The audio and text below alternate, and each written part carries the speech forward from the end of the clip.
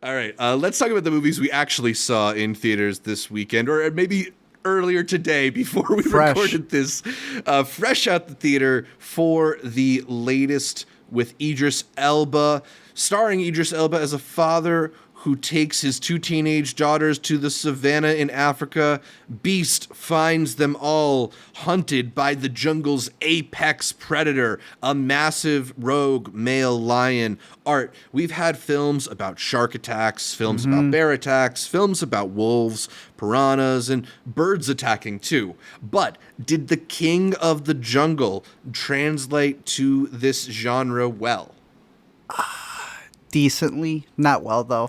If you saw the trailer and it piqued your interest,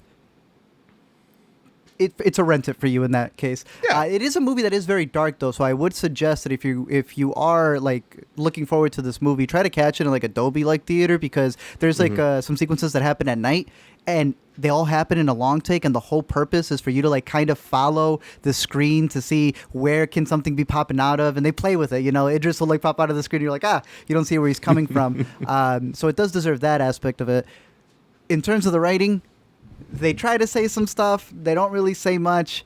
You get a little bit of the action. Like I said, some beautiful long takes throughout the movie. There are so many long takes that happen throughout them searching through the village and them going through the safari.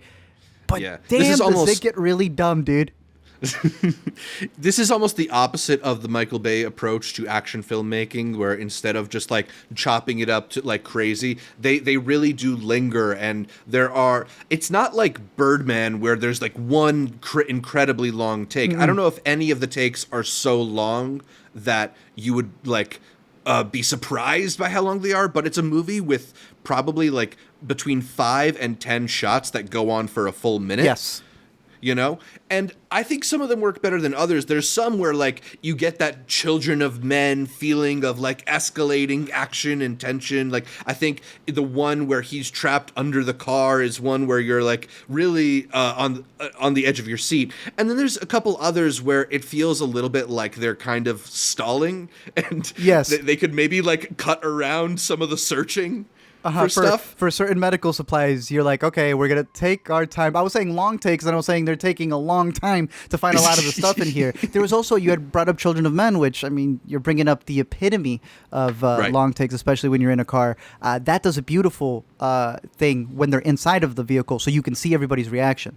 Oh, the one in this one is probably the worst of the worst. Please just cut. If you're not going to switch the focal length, I don't want to be this close to Idris Elba, not knowing is his foot in the lion's mouth. Like, there are some where, it loses its touch, but I still found them intriguing because I'm a sucker for long takes, and I think it does a really good job of having you, capture a lot of the scenery that they're stranded in.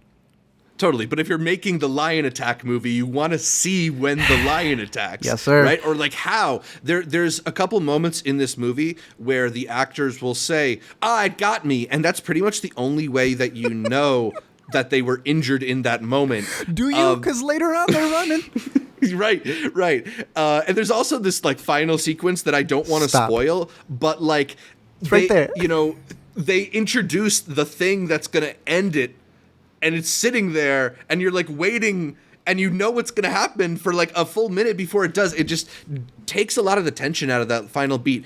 I don't know. There's elements here for sure that are interesting, but I don't think they ever made the threat of this apex predator have like some kind of logic to it, some kind of like rules to it, in a way where it didn't just kind of feel like random attacks, and their escapes also didn't feel random in times, right? Yeah. Like it just, I think, you know, we just saw another survival horror movie last week and talked about it in Fall. And while they're obviously very different movies, Fall is one that does a really good job of like continuously finding new twists on its situation that feel like clever and feel different and keep you going.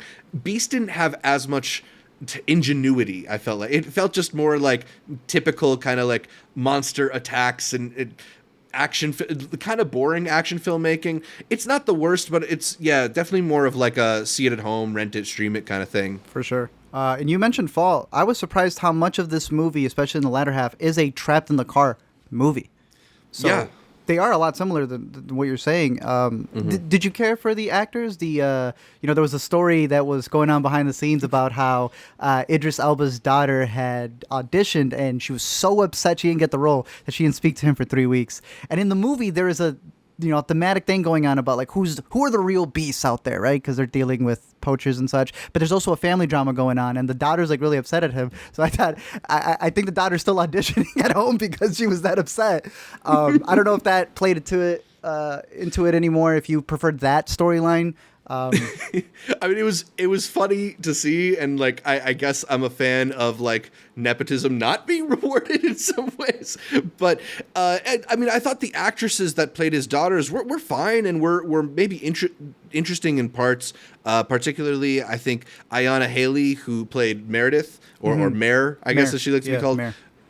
Was pretty good in the role. But as you mentioned, like the script doesn't really do them any favors. It's another one where they try to like pack a lifetime's worth of father-daughter resentment into like half a scene's worth of dialogue. And it just like it ends up feeling fake because forced. they go from not mentioning it to fighting like peak of the fight, the whole heart. like nothing. There's random moments where she'll just be saying everything that's been pent up, not really for the dad, but for us, the audience. And I love the little sister because she goes, you talk a lot.